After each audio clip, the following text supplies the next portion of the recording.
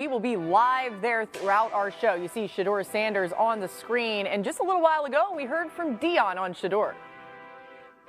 Well, he's been bred for this. He's been trained for this. He's a Shedeur Sanders. That comes with ridicule and ignorance and adolescence comes with that. But we're built for this. If it's anybody built for this moment, built to go to a team that's really not good and take it to the next level, it's him.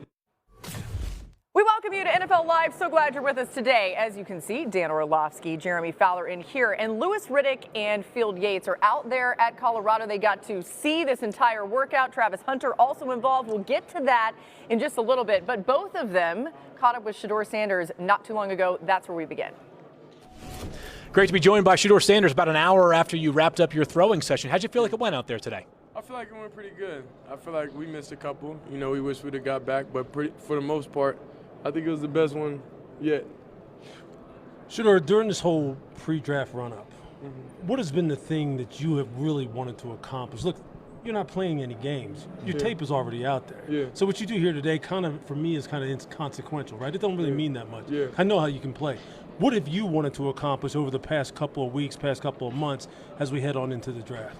I would say definitely it is getting closer with God, you know. That's what I'll say is the most thing, because you gotta understand people come at you every different ways. You know, the devil try to attack what's going on different ways. I know I'm one of God's favorites, so I know just getting that relationship, staying close to him throughout all this, it just helped me get through everything. Specific to the decision to throw today, you know, as Louis said, a lot of tape on you out there already, and some quarterbacks opt not to throw during the pre-draft process. What kind of pushed you in the direction to make sure that you threw today here at your showcase? Well, I would say it would be kind of selfish of me to not be out there with my receivers. That was the main plan. Will didn't get invited to the combine, and I know he was better than a lot of guys out there. So it was kind of like, and my brother also, he didn't get drafted, and a couple of my other teammates. So it was kind of just one of those things to where I want everybody to come here. I want all the teams to be able to be here, for them to get the shine and for them to get an opportunity in front of everybody. You know, I talked to your dad a lot about the kind of things that would help you be successful at the next level, right?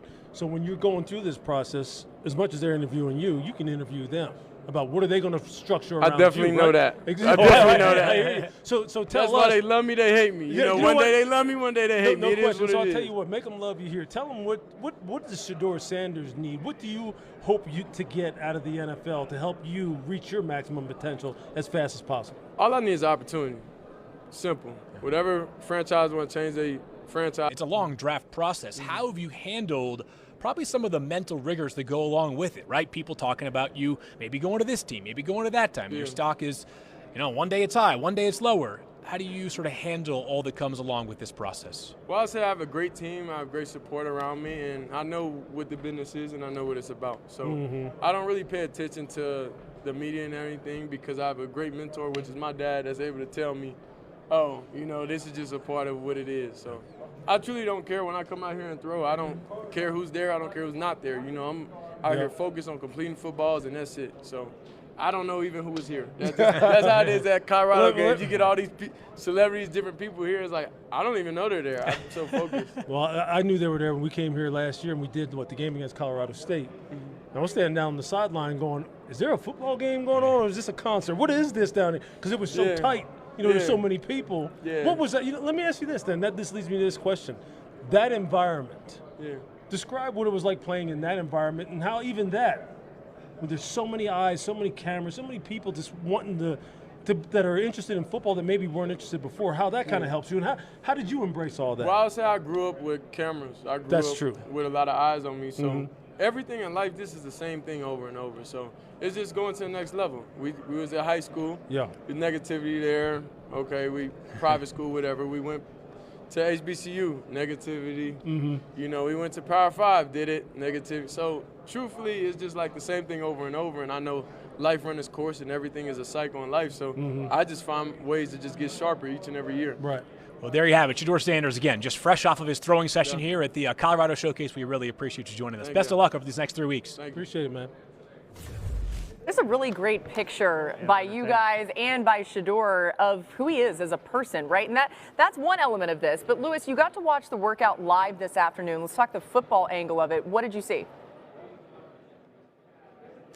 You saw the things that you really, Laura, expected to see, and I know that sounds like a real obvious answer, but what I mean by that is this is a guy who's just a very smooth operator, okay? He's someone who's very smooth in the pocket with his feet. He's someone who has a very smooth, fluid delivery process.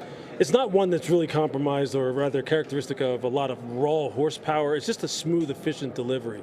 Look, Shedeur's game has really been about his decision-making, his accuracy, his touch, his ability to layer the football. He can drive it with some horsepower when he needs to, but that's not really the hallmark of his game. And look, he threw a nice 7 route today, a corner route to Jimmy Horn that was, Paul probably traveled about 45, 47 yards in the air, and Horn made a diving catch. We're really just sitting there going, do you really need to throw it any further than that in the NFL? Do you really need to push it any further than that? And he showed those kind of things. Could he have? What for Shedeur as far as the throwing session was concerned? Yeah, Dan, you said all week you needed to see if the ball jumped off of his hand. What did you see when you watched the workout? Yeah, so before I get to that, I do think it's important to point out 2 parts of his comments. I think, one, we can't praise Baker Mayfield and fall in love with Baker Mayfield because of his charisma, cockiness, his self-belief, and then kind of view it differently with Shedeur. I heard a lot of Baker listening to Shedeur and the confidence, and I think it's great.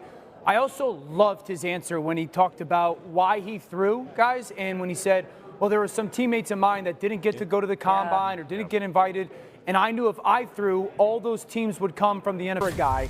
And you don't see a ton of examples of that on tape, and I wanted to see if it showed a little bit today. Yeah, interesting point there either way. Now, we'll continue to show you the video of what this workout looked like, but we did hear more from Dion. Let's go to that first. You know your son better than anybody. Yes, You've been with him, I mean, clearly. What do you think Shedeur needs in order for an organization to get the best out of him? What kind of, like if you were, like they should be asking you those questions. They need a relationship. They need someone that is not afraid to communicate with a young man to understand what he sees. Right. This is not a fool. This man has seen everything. Right. And it does seem like throughout this process, people are connecting him to certain teams. And one of the questions, you just sort of touched on this a little bit, but hey, is how much does the father, Deion Sanders, want to be involved in where his son lands? What would I be involved for? Like, This is my show. I got this. I'm the band director here. I'm good. I'm straight. I keep telling everybody I'm good here. They didn't believe me, so we had to ink it. So I'm good. I ain't going nowhere. Because I think he kind of answered that. But either way, Jeremy, let's go here. Assuming Cam Ward gets taken first overall, what do we know about potential landing spots for Sanders? What are you hearing? Yeah, Laura, the people I've talked to believe that Shedeur Sanders is on the short list of players under consideration for the Cleveland Browns, along with Cam Ward, Abdul Carter, Travis Hunter, even Mason Graham. There is some love for Shedeur in that Browns building, but they spent a lot of time with Abdul Carter, a lot, so it could go that way. Giants, certainly consideration at 3, but talking to teams in the top 10, they believe that the Giants might have tipped their hand with getting both Russell Wilson and Jameis Winston. Maybe they're Giants. Travis Hunter would be my pick at 2. If I'm the Browns, Travis Hunter is my pick at 2. It's an easy decision for me. If some reason that they don't take him, if I'm the Giants and it's Shedeur Sanders or Travis Hunter, I really like Shedeur. This is an easy decision. I'm taking Travis Hunter as quickly as possible. I really think the Raiders still make a ton of sense. And I know the Geno Smith trade and contract is what it is. The best place situation or scheme-wise for Shedeur is to play point guard, to be Brock Purdy, to be Tua Tagovailoa, a little bit of Joe Burrow. You want him to be capable of doing that scheme-wise. Chip Kelly has run so many systems in his life, adaptable. He has plenty capability to go do that.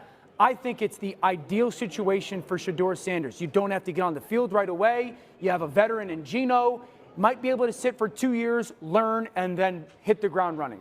We know there are a ton of Giants-affiliated people there, Lewis. What should the Giants do, in your mind, at number 3? Look, I think the Giants will take someone other than Shedeur. I just don't think there's a lot of conviction on the part of the Giants right now when you're talking about drafting him number 3 overall. Now, if you're talking about Shedeur going number 9 overall, like to the New Orleans Saints, many people would ask, well, what's the difference between number 3 and number 9? Well, the consequences of you missing at number 3 as opposed to number 9 and on down the draft are a lot less. So I think, quite honestly, I think the Giants will be scared to pick him at that point, and that's why they did what they did and made the moves that they made at the quarterback position already. And I think when you're looking at 3, I think Travis Hunter will be the pick there. I think Abdul Carter will be the pick at number 2, and Cam Ward will be the pick at number 1. So really, look, do they need a quarterback? Has John Mara already said that is his number 1 goal? It's a really difficult investment to make. That being said, there's a chance Shedeur Sanders becomes an excellent quarterback in the NFL. You can't tell me there isn't. Right. And we have learned time